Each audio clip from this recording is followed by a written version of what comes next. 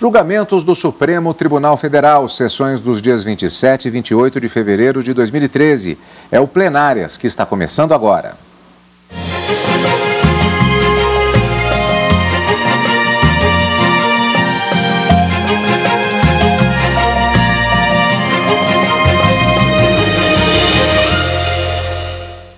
Diversos temas marcaram, portanto, as sessões plenárias do Supremo Tribunal Federal, cujos principais momentos nós vamos rever agora no nosso programa semanal. Karina, vários temas importantes foram analisados, como, por exemplo, piso nacional do magistério, questão da imunidade dos Correios, da Empresa Brasileira de Correios e Telégrafos, muita coisa para a gente falar, né? Além desses dois grandes temas, nós tivemos também na sessão de quinta-feira a discussão sobre a liminar que havia sido concedido pelo ministro Luiz Fux, acerca da polêmica sobre os vetos da lei que tratou dos royalties do petróleo. Isso é uma polêmica que vem sendo discutida na mídia, principalmente, e veio ao plenário essa semana com uma discussão sobre essa liminar. E ainda, questão sobre regiões metropolitanas no estado do Rio de Janeiro e a possibilidade do estado legislar sobre uma legislação que a princípio seria dos municípios. E aí gerando essa controvérsia acerca da competência legislativa desses dois entes federados. A própria definição de região metropolitana foi colocada nessa discussão que vai continuar no plenário do Supremo. Vamos fatiar os assuntos, portanto, começando com piso nacional do magistério. Julgamento da quarta-feira, julgamento conjunto, foram, na verdade, 5 embargos de declaração e um agravo regimental na ação direta de inconstitucionalidade 4.167. Relator, ministro Joaquim Barbosa. As partes, governadores de Mato Grosso do Sul, Paraná, Santa Catarina, Rio Grande do Sul e Ceará, versus presidente da República e Congresso Nacional. No julgamento de mérito desta ação direta de inconstitucionalidade, o Supremo considerou constitucional a norma que instituiu o piso nacional dos professores de ensino básico das escolas públicas brasileiras.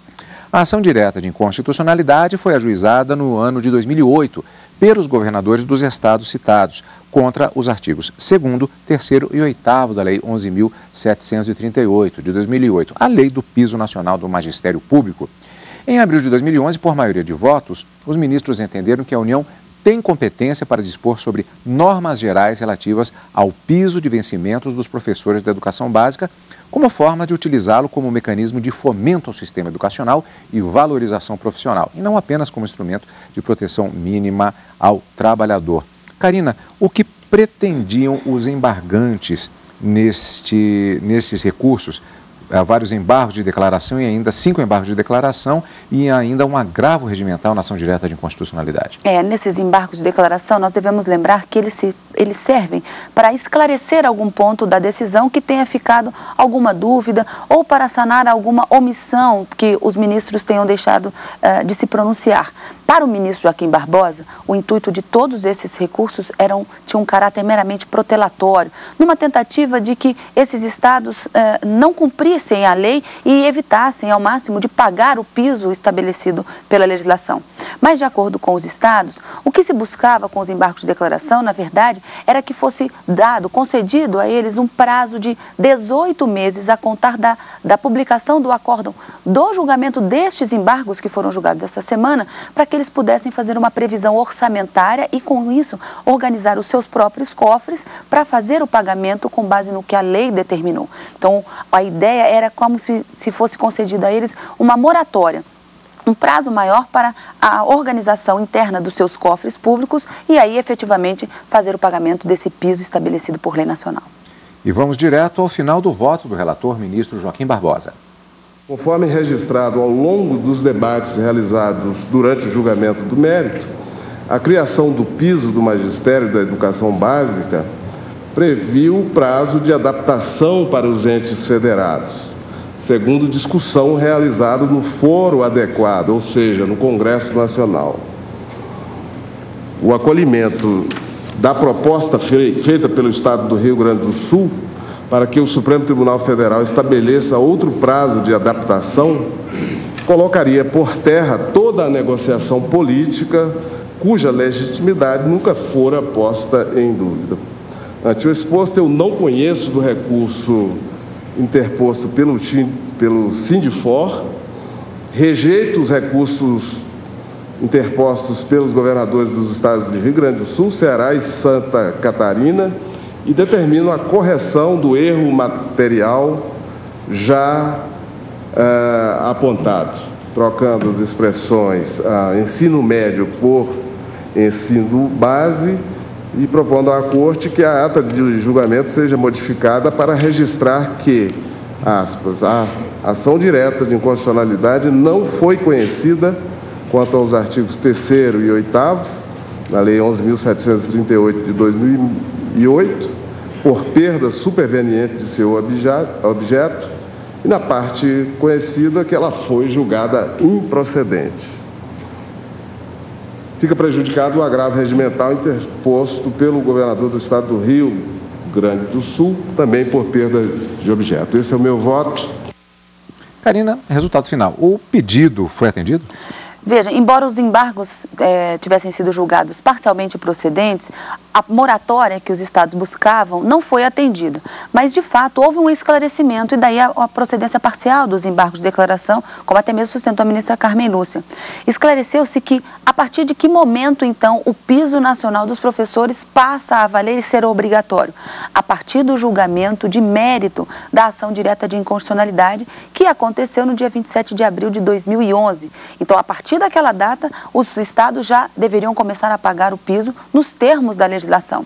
Isso porque o ministro Teori Zavascki levantou um questionamento, porque quando da concessão da liminar, em 2008, a eficácia da lei, ou seja, a lei não poderia ser cumprida porque ela estava com seus efeitos suspensos, ela não produzia efeitos justamente porque os ministros iriam analisar aquelas argumentações de inconstitucionalidade. Então, do período em que a liminar produziu os seus efeitos e, portanto, a lei deixou de ser aplicada, não deveria ser aplicada por força dessa liminar, neste período os estados não estavam obrigados a cumpri-la. Mas tão logo houve a decisão de mérito na ação direta de inconstitucionalidade e com a consequente cassação dessa liminar, a partir desse momento, o piso nacional dos professores deveria ser atendido por todos os estados no Brasil e deveria ser aplicado aquele piso instituído. Então, ao contrário do que pretendiam os estados, na moratória de 18 meses para depois, contados da publicação do acórdão, isso não foi atendido. Mas se esclareceu, e daí a procedência parcial destes embargos, que a data da validade da lei, efetivamente, ela passa a produzir os seus efeitos e ser obrigatória de caráter nacional a partir do julgamento de mérito dessa ação direta de inconstitucionalidade, 27 de abril de 2011. Destaque da sessão plenária da quarta-feira, agravo regimental na medida cautelar no mandado de segurança 31.816. Relator, ministro Luiz Fux. A mesa do Congresso Nacional versus Alessandro Luciola Molon.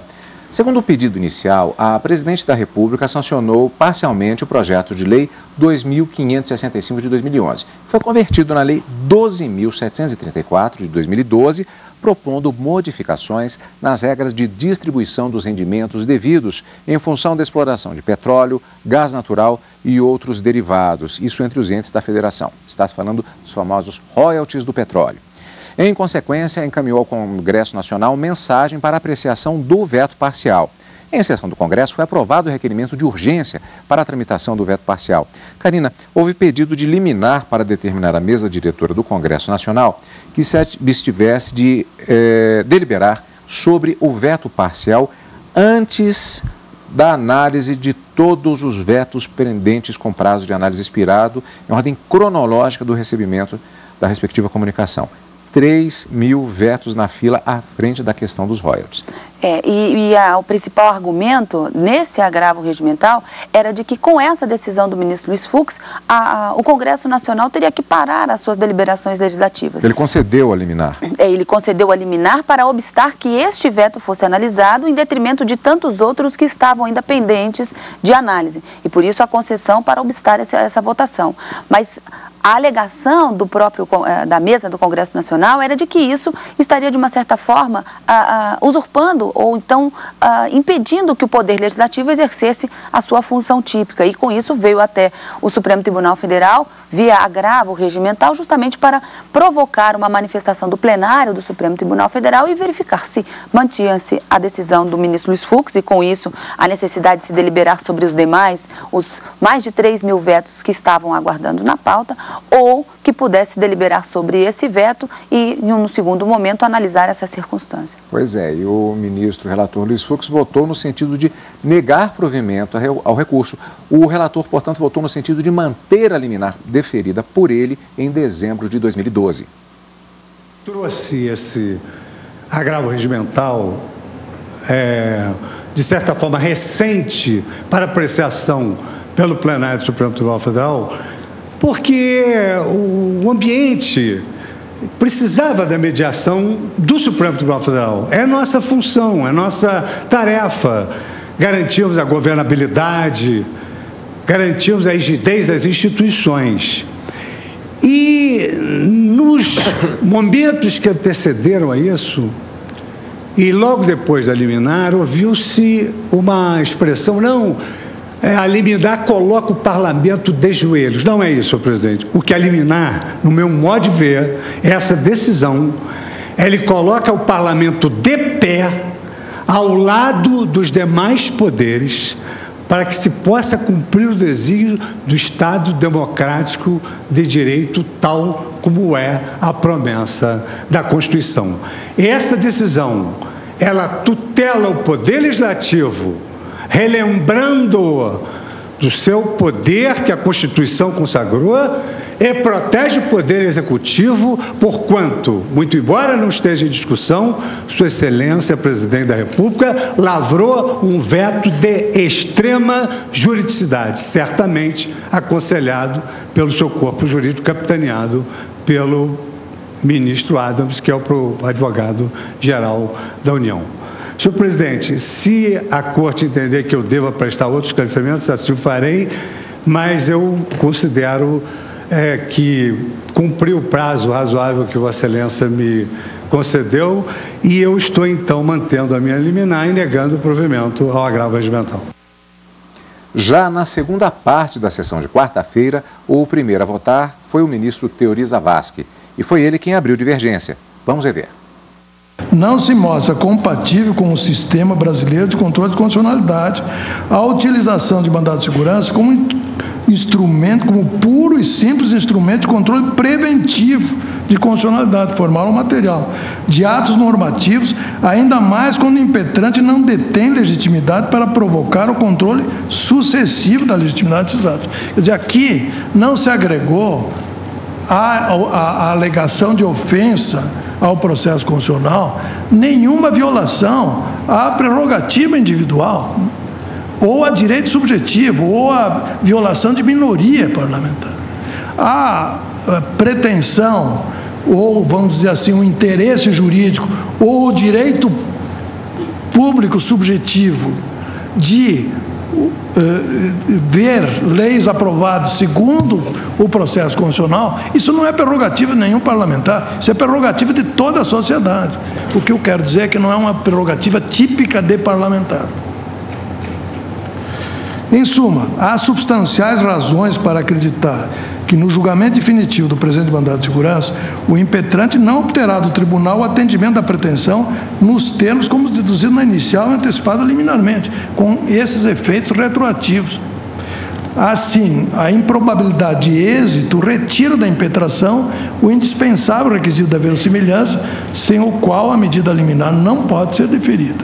Então, pedindo todas as vênias ao ministro relator, o meu voto é pelo provimento ao agravo regimental.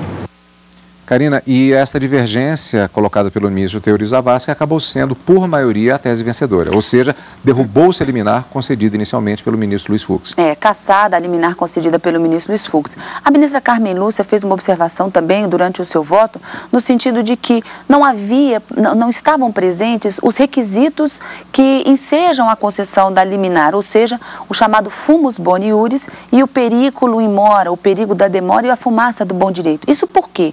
Em relação a esse veto, particularmente, ele estava dentro do prazo, a sua deliberação está dentro do prazo previsto na Constituição para a deliberação. Então, não haveria motivos, de urgência para se obstar a votação deste veto. Não se tratou, em relação aos demais que estão pendentes, que isso vai ser discutido ainda quando o mérito, quando o pedido, no fundo mesmo, desse mandado de segurança for decidido pelo plenário. Mas, no caso deste veto, a ministra disse, veja, está tudo dentro do prazo prazo constitucionalmente previsto, ou seja, havendo um veto pela presidente, ela encaminha uma mensagem ao Congresso Nacional que vai ter 30 dias, a partir do recebimento dessa mensagem, para deliberar em sessão conjunta sobre a manutenção do veto ou sobre a sua derrubada. Então, esse veto está dentro do prazo. Se os outros 3 mil ou mais de 3 mil não estão dentro do prazo, é uma outra circunstância a ser discutida no mérito. Mas para a manutenção da liminar, não estavam presentes esses requisitos e tudo estava dentro do prazo. Daí formar-se a maioria e derrubar a decisão do ministro Luiz Fux. Estes foram os destaques da sessão plenária da quarta-feira, dia 27 de fevereiro de 2013. No próximo bloco, os destaques entre as decisões dos ministros na sessão plenária da quinta-feira, aqui em Plenárias. Estamos de volta com o nosso programa Plenárias e neste bloco os destaques da sessão plenária do Supremo Tribunal Federal da quinta-feira, dia 28 de fevereiro de 2013. Primeiro destaque, julgamento do voto vista apresentado pelo ministro Dias Toffoli no julgamento do recurso extraordinário 601.392. Relatoria do ministro Joaquim Barbosa. Empresa Brasileira de Correios e Telégrafos, ST, versus município de Curitiba. Um recurso extraordinário interposto pela ST para questionar decisão do Tribunal Regional Federal da 4ª Região, que entendeu estarem sujeitos à incidência do Imposto sobre Serviços de Qualquer Natureza, o ISS, serviços elencados no item 95 de uma lista que anexa ao Decreto-Lei 56 de 87, no fundamento de que possuiriam natureza privada, sendo prestados em regime de concorrência com as demais empresas do setor. Karina, qual seria a ofensa constitucional nesse caso? A empresa dos Correios e Telégrafos alega principalmente a violação da chamada imunidade recíproca prevista na Constituição. E o que significa dizer que tem imunidade recíproca? O artigo 150 da Constituição determina que entre os entes federados, União, Estados, municípios e Distrito Federal, eles são impedidos de cobrar entre si impostos sobre serviços, rendas e patrimônios. A partir do momento em que o município cobra o ISS, Imposto sobre Serviços de Qualquer Natureza, dos Correios, ele estaria tributando a União, já que esse serviço postal é da competência da União. Então, seria uma violação ao que argumentou a empresa dos Correios e Telégrafos com relação a essa violação da imunidade tributária. Um outro ponto que se questiona é acerca do lucro. Muito se discutiu sobre o fato da empresa ter, inclusive o ministro Joaquim Barbosa salientou, existe até um banco postal, então é uma empresa pública que objetiva lucro. E se ela objetiva lucro, ela teria que estar dentro do regime privado e aí afastaria-se essa alegação de imunidade. Mas segundo os Correios e Telégrafos, esse lucro que é obtido das suas atividades, ele é revertido em proveito próprio no afã de dar continuidade e funcionalidade aos próprios serviços que são prestados. Então, o lucro é revertido em prol das suas atividades precípuas, como disse, inclusive, o ministro Dias Toffoli. E no voto vista, o ministro Dias Toffoli votou pelo provimento do recurso. Vamos ver. Reconhecer em favor da ICT a imunidade recíproca do ISS é contribuir para a modicidade da contraprestação financeira dos usuários, que residem em certas localidades, como alertou o ministro Aires Brito, no julgamento da CO 765. Por fim, relembra a provocação lançada pelo ministro Nelson Jobim no julgamento da DPF 46, quando Sua Excelência expôs o seguinte, entre aspas, a parte rentável que financia a entrega de cartas pode ser privatizada? Perguntou Sua Excelência, porque o mecanismo tem financiamento cruzado, ou seja, se tira da parte rentável da empresa, se tira a parte rentável da empresa, inviabiliza-se a outra, fecha a citação. Na CO 765, o ministro Aires Brito já defendeu a tese do subsídio cruzado, ao destacar que desonerada do IPVA ou pré-excluída de qualquer imposto, inclusive do imposto de renda, que pode ser objeto de questionamento, a empresa ICT tem custos menores e pode, evidentemente, prestar um serviço postal de custo módico a quem mais necessita da empresa. Sua Excelência, com a sensibilidade jurídica que lhe é peculiar, ponderou ainda: quem é que mais necessita da empresa? São os carentes economicamente. Por isso, a ministra Carmen Lúcia, certa feita, disse o seguinte: a EBCT presta serviços e cobra para que a dona Joana, lá do Morro, possa receber cartas como o milionário da Paulista. Fecho a citação. Assim, deixo assentado que a imunidade deve alcançar todas as atividades desempenhadas pela ICT, inclusive as atividades afins autorizadas pelo Ministério das Comunicações conforme artigo 2º, 1º-D da Lei 6538 de 78, independentemente da sua natureza, tendo em vista que a ECT é empresa pública prestadora de serviços públicos criada por lei para os fins do 2110 da Constituição Federal e que todas as suas rendas revertem ou devem reverter para as suas finalidades precípuas. Diante do exposto, pedindo vênia, voto pelo provimento do recurso extraordinário. Karina, e pelo resultado final, tem imunidade, então? Acabou sendo reconhecida essa imunidade recíproca, não se pode tributar, cobrar o ISS dessas atividades, ainda que não sejam atividades postais dos Correios e Telégrafos. Mas esse resultado só foi possível ser alcançado em razão da modificação do voto do ministro Ricardo Lewandowski, que já havia votado em uma outra sessão plenária.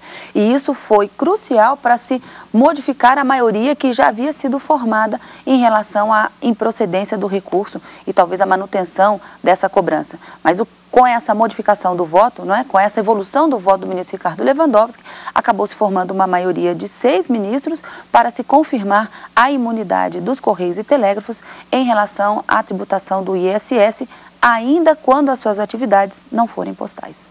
Portanto, destaque da sessão plenária da quinta-feira no plenário do Supremo Tribunal Federal, dia 28 de fevereiro de 2013. Outro destaque, julgamento da ação direta de inconstitucionalidade 1842, Partido Democrático Trabalhista, PDT, versus governador do Estado do Rio de Janeiro e Assembleia Legislativa do Estado. Relatoria do ministro Luiz Fux. A ação direta de inconstitucionalidade contestou dispositivos de uma lei, a Lei nº 87, de 97, do Estado do Rio de Janeiro. Ela dispôs sobre a região metropolitana do Rio de Janeiro, bem como também de dispositivos de uma outra lei, a 2.869, de 97, disciplinando serviços públicos de transporte e saneamento básico no Estado do Rio de Janeiro. Karina, sustentou-se que as normas estariam transferindo ao Estado funções que seriam de competência dos municípios. Isso violaria princípios constitucionais? Essa foi a principal alegação trazida na ação direta de inconstitucionalidade. Por quê? O que diz a Constituição? Na Constituição, ela fixa quais são as competências legislativas da União e as competências legislativas do município. O que sobrar, que não for nem da União e nem do município, o Estado pode legislar. Como essas regiões metropolitanas, elas envolvem vários municípios e também o interesse do Estado em resolver o problema local, o Estado criou essa micro-região nos lagos e também essa região metropolitana, o que é autorizado pela própria Constituição, por uma lei complementar, e também determinou situações envolvendo saneamento básico, água e esgoto, o que o município alega que seria da sua competência. Então a pergunta é, pode o Estado legislar sobre essas competências que também seriam do município em prol de toda aquela coletividade? Esse era o impasse trazido nessa ação direta de inconstitucionalidade.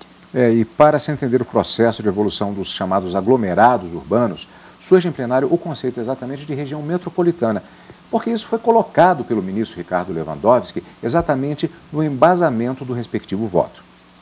Resta saber, então, se a titularidade pode ser integralmente transferida para os municípios que compõem a região ou se deve ser exercida de forma compartilhada entre estes e o Estado. Para solucionar esse problema, eu primeiro faço uma incursão na doutrina sobre que diz respeito à definição da natureza jurídica desses novos entes regionais. Cito José Afonso da Silva, o meu colega e ex-chefe no setor jurídico da empresa metropolitana de planejamento da Grande São Paulo, um grande jurista, Alaor Café Alves, para concluir que a região metropolitana é um conceito jurídico que institucionaliza um fenômeno empírico, a saber, a existência de núcleos urbanos contíguos, com interesses comuns. E baseado, então, na lição do professor Alaor Café Alves, trata-se de uma autarquia territorial, intergovernamental e plurifuncional, sem personalidade jurídica. Então, torna-se necessário compreendê-la a partir destas noções e, inclusive, que supere a visão tradicional que se tem da própria federação. Não me parece haver nenhum problema em delegar a execução das funções públicas de interesse comum a uma autarquia territorial, intergovernamental e plurifuncional, desde que a lei complementar instituidora da região regional, da entidade regional, lhe confira personalidade jurídica própria, bem como poder concedente quanto ao serviço de interesse comum. Por fim, senhor presidente, eu compartilho da preocupação do ministro Gilmar Mendes, no sentido de modular essa nossa decisão, caso prevalecente, porque eu entendo que se cuida de uma decisão que envolve a prestação de serviços públicos relevantes da região metropolitana do Rio de Janeiro, da microrregião dos Lagos, os quais não podem sofrer de solução de continuidade. Também digo que é possível e desejável que se conceda 24 meses para que os municípios se adequem a esta solução. E digo em certo local de meu voto, senhor presidente, voltando atrás rapidamente, que no caso das entidades regionais, o mínimo denominador comum para seu adequado funcionamento consiste, a meu ver, apenas no compartilhamento das decisões relativas às funções públicas de interesse comum, inclusive com relação ao poder de concessão dos respectivos serviços, de tal modo que não haja concentração dessa na esfera de um único ente, seja ele o Estado instituidor ou o município polo ou qualquer dos demais municípios, e que, desde que não se dê preponderância à vontade de determinado ente federado sobre outros no processo de tomada de decisão, e que haja participação popular. Julgo prejudicada a ação direta de inconstitucionalidade quanto ao decreto 24.631 de 98 do Estado do Rio de Janeiro, e quanto aos artigos 1º caput, parágrafo 1º, 2º caput, parágrafo 4º caput, incisos 1 a 7, artigo 11 caput, inciso 1 a 6 da Lei Complementar Fluminense 87 de 1997. Tal como fizeram vossas excelências em função de uma atividade legislativa superveniente. Ademais do mérito, julgo procedente a ação para declarar a inconstitucionalidade da expressão a ser submetido à Assembleia Legislativa no inciso 1º do artigo 5º, além do parágrafo 2º, do artigo 4º, do parágrafo único, do artigo 5º, dos incisos 1, 2, 4 e 5 do artigo 6º, do artigo 7º, do artigo 10 e do parágrafo 2º do artigo 11 da Lei Complementar 87 de 1997 do Estado do Rio de Janeiro, bem como dos artigos 11 e 21 da Lei Fluminense 2.869, modulando os seus efeitos, os efeitos da declaração de inconstitucionalidade, para que ela só tenha eficácia a partir de 24 meses após a conclusão desse julgamento. E o julgamento continuou na segunda parte da sessão plenária da quinta-feira, mas ele ainda não foi concluído. Há um resultado parcial, no sentido do provimento parcial, mas ainda falta se fazer uma modulação em relação aos efeitos dessa decisão, o que vai acontecer posteriormente em sessão plenária do Supremo Tribunal Federal. E por aqui vai ficando esta edição do Plenárias de hoje, não é, Karina? Encontro marcado na próxima quarta e quinta-feira ao vivo, com o direto do plenário, e no final de semana com plenárias. Obrigado por estar conosco, como sempre, e continue aqui na TV Justiça.